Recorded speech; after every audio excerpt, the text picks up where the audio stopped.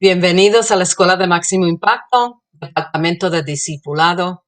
Continuamos en nuestra clase de la Eclesía, parte número 2, Servicios Bíblicos de Adoración. Yo soy la reverenda doctora Milly Tuches, su profesora para esta clase. Los servicios de adoración no deben ser iguales cada semana, porque el Espíritu Santo siempre está obrando de manera fresca. Donde la primera nota de adoración debe haber un mover nuevo de Dios. Debemos ser edificados por profecías, con profetas en la casa, trayendo palabra, y deben abundar los cánticos del Señor. La enseñanza de la palabra debe venir con poder a través de uno de los dones ministeriales para equipar y movilizar al pueblo de Dios. La oración y la colaboración entre líderes también deben ser comunes. El Señor nunca quiso que su iglesia se convirtiera simplemente en un edificio donde cantamos 3 canciones y escuchamos un sermoncito. En esta clase cubriremos los siguientes puntos: reunirse para la oración, adorar a Dios en cántico, la profecía en la iglesia, los profetas en la iglesia, ministros trabajando en unidad. Hay un hombre o mujer puesto por Dios en autoridad sobre la casa. Textos claves para ustedes. Me imagino que tienen su manual de estudiante y van a encontrar varios textos claves escritos en el manual, de los cuales son estos. El libro de Hechos, capítulo 2, versículo 42, que nos dice: se mantenían firmes en la enseñanza de los apóstoles, en la comunión, en el partimiento del pan y en la oración. Primera de Corintios, capítulo 14, versículo 3. Pero el que profetiza habla a los hombres para edificación, exhortación y consolación. Primera de Corintios 14, 26. Entonces, hermanos, ¿qué concluimos? Cuando se reúnen, cada uno puede tener un salmo, una enseñanza, una revelación, una lengua o una interpretación. La verdad esencial. La iglesia está siendo transformada a lo que Cristo tiene en mente, hermanos, y esto será cada vez más evidente en nuestros servicios de adoración. Punto número 1. Reunirse para la oración. La oración no es solo una parte del servicio, sino una preparación del ambiente. Reunirse para orar no es simplemente un ritual programado antes del servicio. Es una asamblea estratégica del cuerpo de Cristo. Es allí donde el pueblo de Dios, unido con mismo espíritu, se alinea con el corazón del Padre antes de dar cualquier paso. Es en la oración donde se rompe el terreno espiritual, se arrebata la atmósfera del control del enemigo y se da la bienvenida, oh Señor, a la manifestación del reino de Dios. Así como un agricultor prepara la tierra antes de sembrar, la oración prepara nuestros corazones y el ambiente espiritual para recibir la semilla de la palabra y para que se manifieste la presencia tangible del Espíritu Santo. Crea espacio para el mover de Dios y expresa nuestra dependencia de Él. Cuando oramos, le decimos a Dios: te necesitamos, no podemos hacer esto sin ti. La oración es un acto de humildad. Es como abrir las puertas del templo espiritual para que entre el Rey de Gloria. Salmo 24, 7 a 10. Le estamos diciendo al Señor que deseamos que Él tome el control, que su voluntad se haga y no la nuestra. En ese ambiente de oración los cielos se abren, los corazones se ablandan y lo sobrenatural se activa. Es ahí donde se levantan clamores por sanidad, salvación, dirección y transformación. Es en ese clamor donde Dios revela sus planes, responde con poder y empieza a obrar aún antes de que comience el primer canto. El día de reposo salimos fuera de la puerta junto al río, donde solíamos orar. Hechos 16:13. Este versículo muestra que la iglesia primitiva tenía lugares designados de oración, espacios consagrados donde sabían que podrían tener un encuentro con Dios.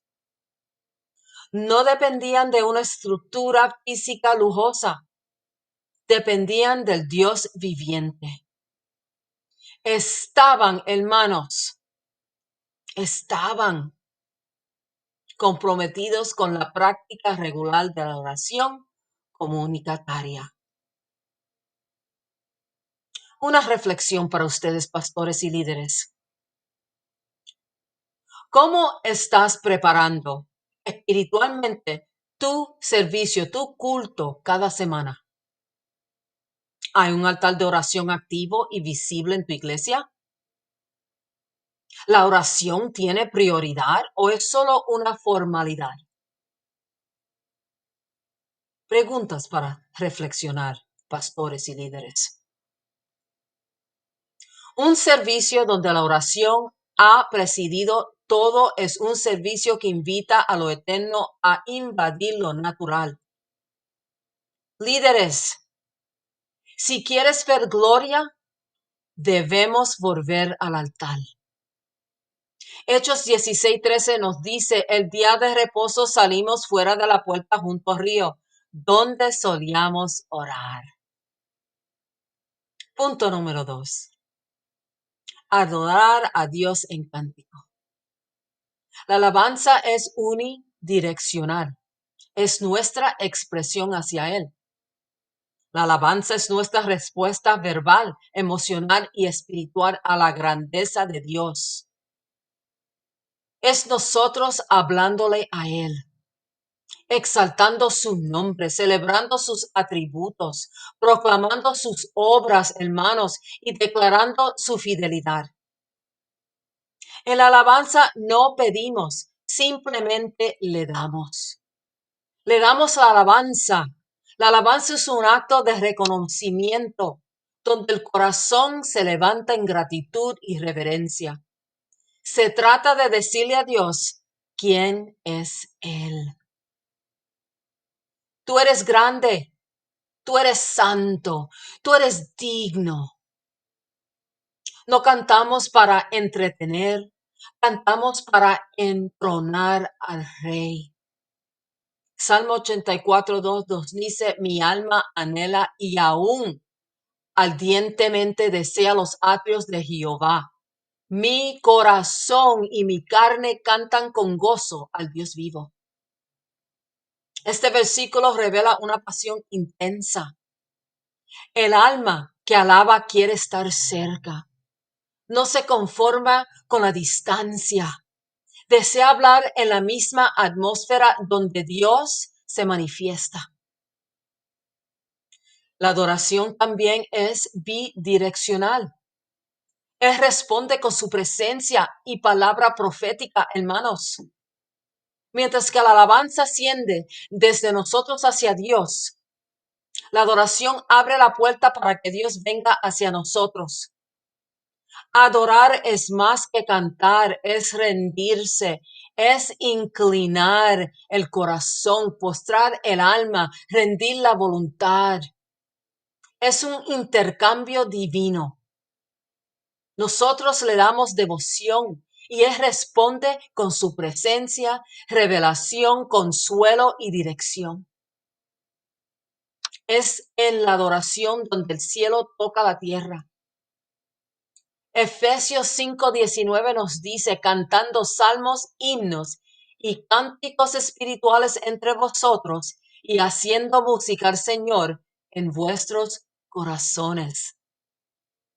Aquí Pablo nos enseña que hay una dimensión comunitaria y íntima en la adoración.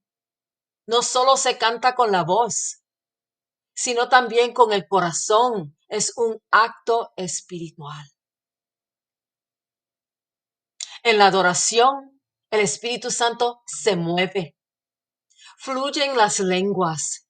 Se liberan canciones proféticas, hermanos. Qué lindo, ¿verdad? Qué bello es el Señor que nos ayuda. Se abre el ambiente para sanidades y milagros, hermanos. Qué lindo es el Señor. Dios responde a la adoración verdadera porque Él habita en medio de la alabanza de su pueblo. Salmo 22:3 nos dice. Quiero darle una aplicación práctica para ustedes, pastores y líderes. ¿Has preparado tu equipo de alabanza para ser ministros proféticos y no solo músicos talentosos? ¿Se da lugar en tus servicios para los cánticos espirituales o todo está como tratado, programado? El pueblo entiende la diferencia entre alabanza celebrativa y adoración íntima. ¿Sabe la diferencia tu pueblo? ¿Sabes tú la diferencia? El fruto de una adoración profunda resulta en lo siguiente. Dios se revela, el corazón es quebrantado, la atmósfera se santifica, la iglesia es edificada, el enemigo es confundido. ¡Wow! Qué lindo, ¿verdad? Punto número 3. La profecía en los cultos. Hermanos, la profecía edifica, exhorta y consuela. La profecía es uno de los dones más importantes y transformadores dentro de la Asamblea de los Santos.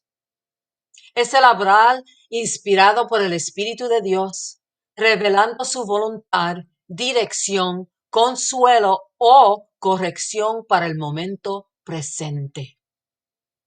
Primera de Corintios 14:3 nos dice, pero el que profetiza habla a los hombres para edificación,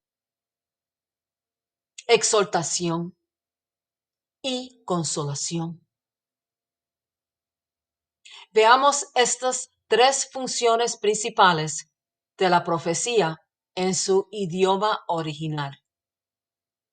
La edificación, oikonome, definición en griego, construcción, edificación de una estructura, desarrollo progresivo.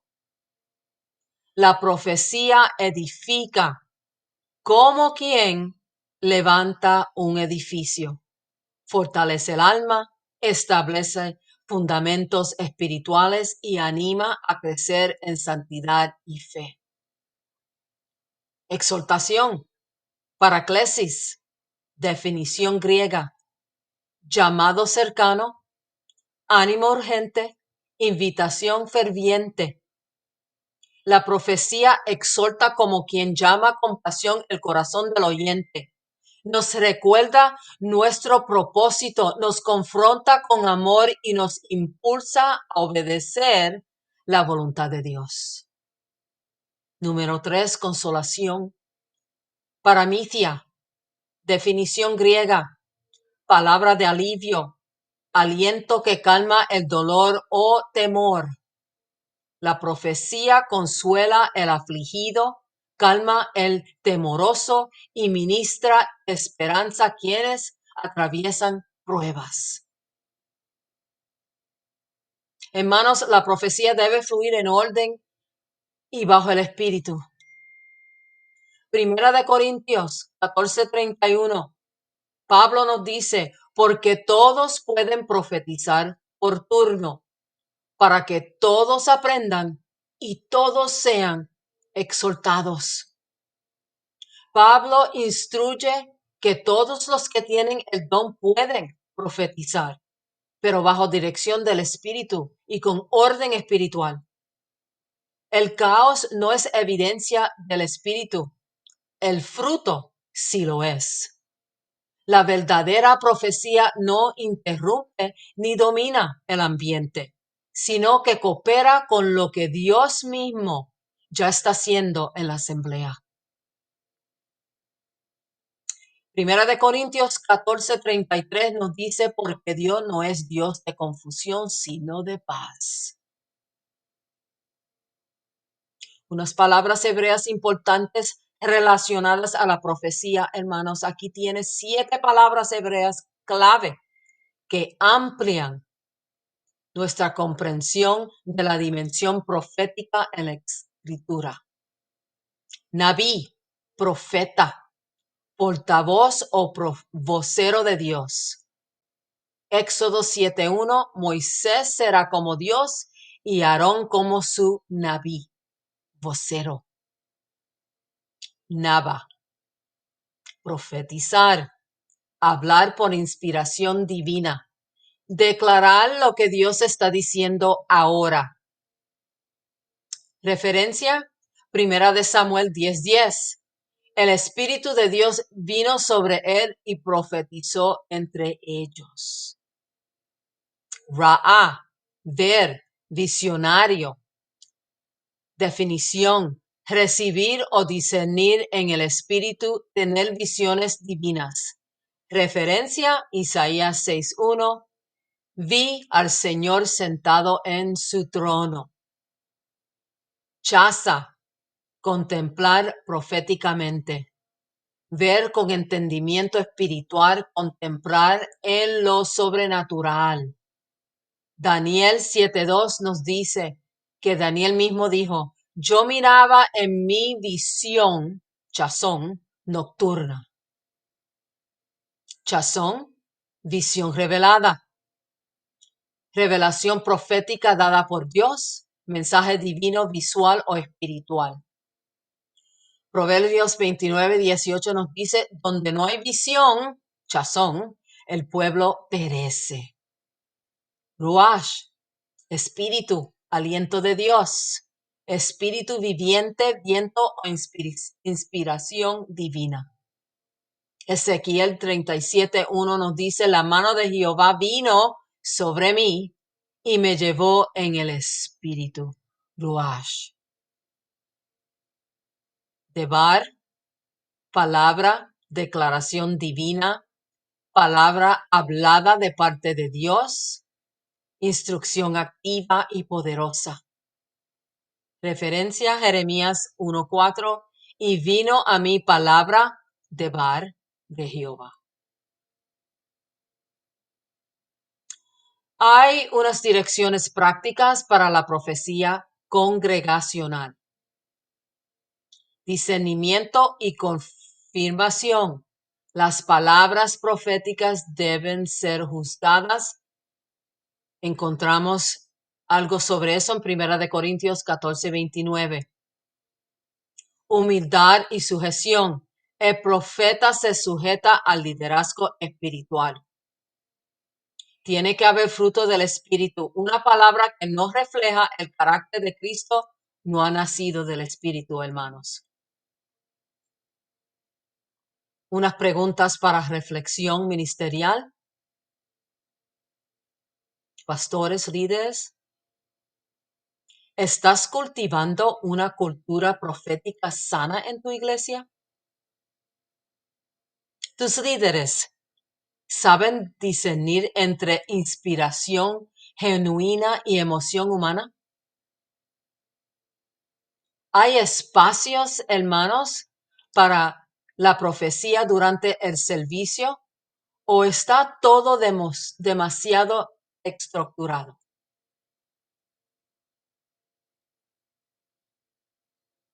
Preguntas para reflexión. Punto 5. Los ministros trabajando juntos. Unidad funcional del ministro quíntuple para la madurez del cuerpo de Cristo.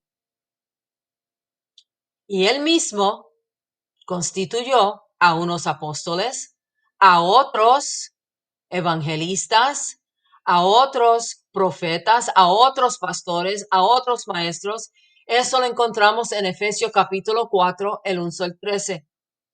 Los 5 ministerios quíntuples deben equipar, proteger y activar el cuerpo, hermanos pastores. En Efesios 4, el apóstol Pablo revela la intención original de Cristo al entregar estos 5 dones ministeriales a la iglesia. No son títulos para elevarse, sino herramientas para edificar.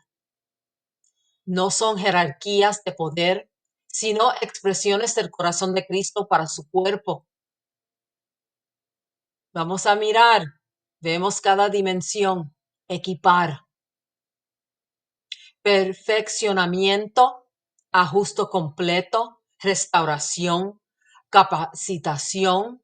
El propósito principal del ministerio quíntuple es formar discípulos maduros y funcionales, no solo creyentes asistentes. Equipar significa proveer entrenamiento práctico, impartición espiritual y desarrollo ministerial para que cada miembro del cuerpo cumpla su asignación.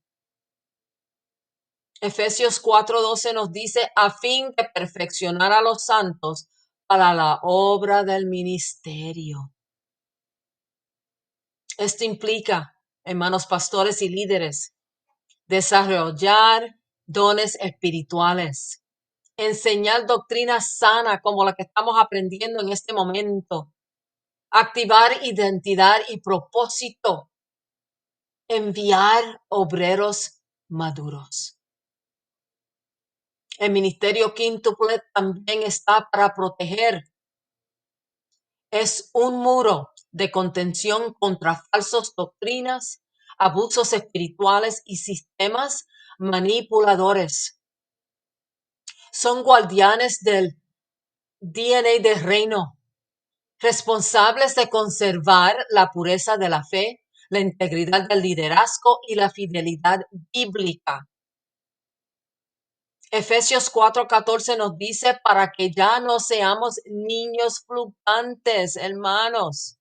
Es tiempo de dejar de tomar leche, llevados por donde quiera de todo viento de doctrina.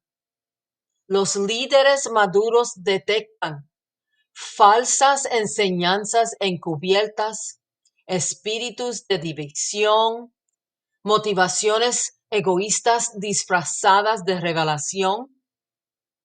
Su voz es una alerta, su vida es ejemplo y su función es establecer límites saludables en la doctrina y el carácter. El ministerio quíntuple está también para activar. Cristo desea una iglesia viva, donde cada miembro esté operando en su llamado. Efesios 4:16 dice, todo el cuerpo, bien concertado, conforme a la actitud propia de cada miembro, recibe su crecimiento. Activar implica confirmar dones espirituales, impartir mediante oración, imposición de manos y profecía, enviar y respaldar ministerios nacientes, hermanos. Establecer ambientes donde el creyente pueda practicar, equivocarse, aprender y crecer. Es una casa apostólica saludable. Nadie queda estancado. Todos crecen, todos sirven, todos avanzan. Todos los dones deben someterse al líder principal de la casa. Aunque hay múltiples ministros en una casa espiritual, Dios establece un líder principal, varón o mujer, puesto responsable por la visión, cobertura y rendición de cuentas de ministerio local. Hebreos 13:17 nos dice, obedeced a vuestros pastores y sujetaos a ellos, porque ellos velan por vuestras almas. El orden espiritual no limita los dones, los canaliza. Cuando todos los dones ministeriales fluyen en sujeción al liderazgo espiritual, estos son los resultados. La visión no se divide, la autoridad se mantiene sana, el testimonio de la iglesia se fortalece. No hay lugar para rebeldía ni ministerios solitarios. El ministerio independiente no es bíblico. Y el ministro que no tiene cobertura y está allá afuera solo, eso no es bíblico. Los ministerios llaneros solitarios que rehúsan cobertura, consejo o rendición de cuentas se desconectan del diseño de Dios. Romanos 13:1-2 dice, no hay autoridad sino de parte de Dios. Y los que se oponen a la autoridad o a lo establecido por Dios resisten. La rebeldía ministerial es como el espíritu de Coré. Se levanta contra el liderazgo establecido, alegando que todo podemos ministrar por igual. Pero Dios defiende el orden que Él ha establecido. Un ministro maduro no busca plataforma, busca edificar el pueblo y glorificar a Cristo bajo autoridad. Quiero que ustedes entiendan esta perspectiva. Es para ustedes. ¿Estoy formando ministros que entiendan el valor de caminar en equipo? ¿Hay armonía entre los 5 dones ministeriales en mi congregación? ¿Estoy desarrollando líderes que se sujeten, colaboren y actúen bajo dirección espiritual? Hermanos, les quiero dejar con una declaración final. La iglesia que opera en el poder del ministerio quíntuple es una iglesia equilibrada, segura y fructífera. Cuando cada don fluye en su lugar, apostólico, profético, evangelístico, pastoral y magistral, el cuerpo de Cristo crece en unidad, crece en madurez y multiplicación. No se trata de competencia, sino de colaboración. No se trata de protagonismo, sino de propósito. No se trata de títulos, sino de transformación. Y Dios ha puesto un líder en la casa. El principio del liderazgo delegado y la responsabilidad espiritual en la iglesia es importante reconocerla, establecerla, seguirla. Números 27, el 16 al 17 nos dice, ponga Jehová, Dios de los espíritus de toda carne, un varón sobre la congregación, que salga delante de ellos y entre delante de ellos, que los saque y los introduzca, para que la congregación de Jehová no sea como ovejas sin pastor. Hebreos 13:17 dice, obedecer a vuestros pastores y sujetaos a ellos, porque ellos velan por vuestras almas como quienes han de dar cuenta. El liderazgo no es una opción en el reino, es un principio divino. Dios nunca ha llamado a su pueblo a vivir, servir o crecer sin liderazgo. Desde Abraham hasta los apóstoles vemos un patrón claro. Dios establece líderes con unción, carácter probado y asignación específica. El liderazgo espiritual no es elegido por votación popular, sino designado por el corazón y el propósito de Dios. Moisés entendió este principio cuando pidió a Jehová que estableciera un sucesor, Josué, para que la congregación no quedara sin dirección. Así también el Nuevo Testamento, el liderazgo pastoral es parte del orden del reino para proteger, alimentar, guiar y equipar la iglesia. ¿Quién es el líder puesto por Dios? La expresión en hebrea para poner en Números 27:16 es paquet, que significa establecer con propósito, designar con autoridad, encargar con responsabilidad, colocar como supervisor, cuidador o inspector. En otras palabras, no es alguien que se autoproclama, ¿verdad? Sino alguien a quien Dios le ha confiado la grey y le pedirá cuentas. Cada uno de nosotros, líderes, pastores, le daremos cuenta a Dios. Nuestras responsabilidades, vigilar y velar por las almas. Hebreos 13:17. El verbo velar en griego es agrupeneo, estar en vigilia, sin dormir, alerta espiritualmente. El líder debe cuidar la salud espiritual del pueblo, guiar con la palabra y el ejemplo. Debe ser maestro de la verdad y modelo de carácter.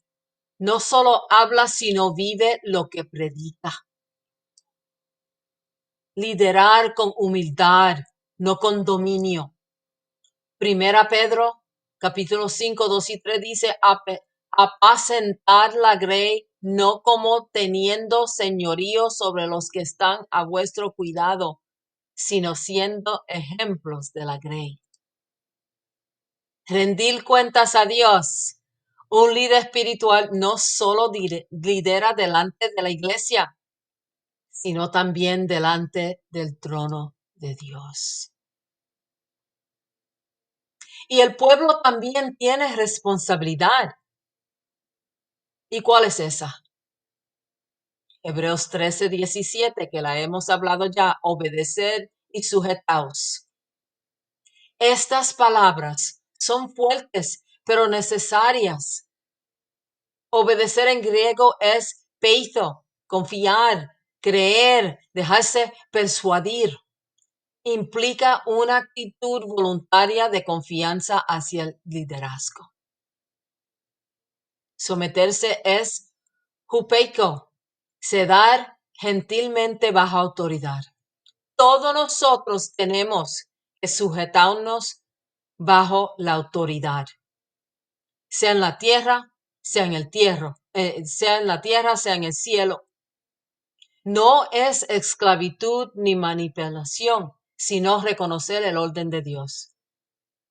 El versículo continúa diciendo que si los líderes tienen que ejercer su función con dolor, eso no será de provecho para el pueblo. Cuando hay resistencia, murmuración o falta de honra, el liderazgo se convierte en una carga, no una bendición, y el reino sufre.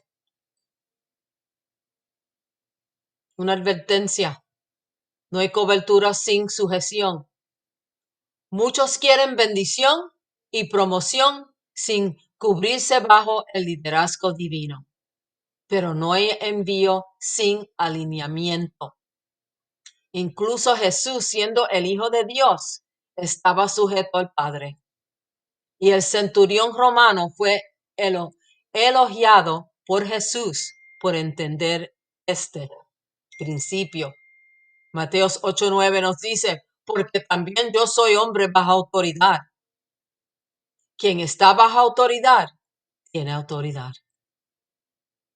En la casa de Dios no hay lugar para la anarquía espiritual.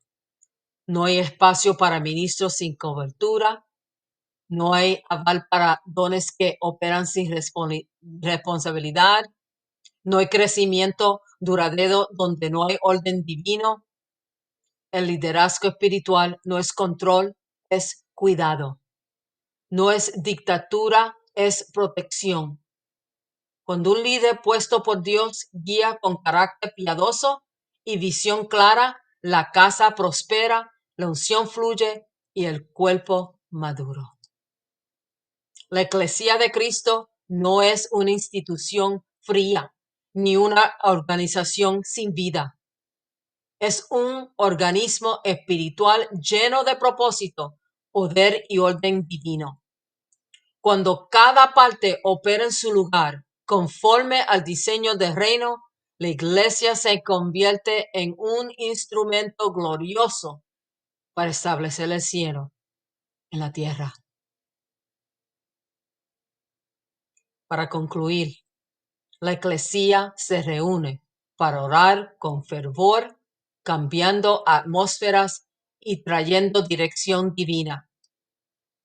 Alabamos y adoramos con cánticos y cánticos del Espíritu, invitando su presencia tangible.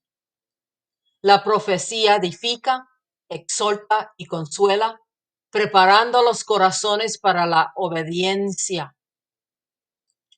Los profetas ejercen su rol con discernimiento, orden y madurez.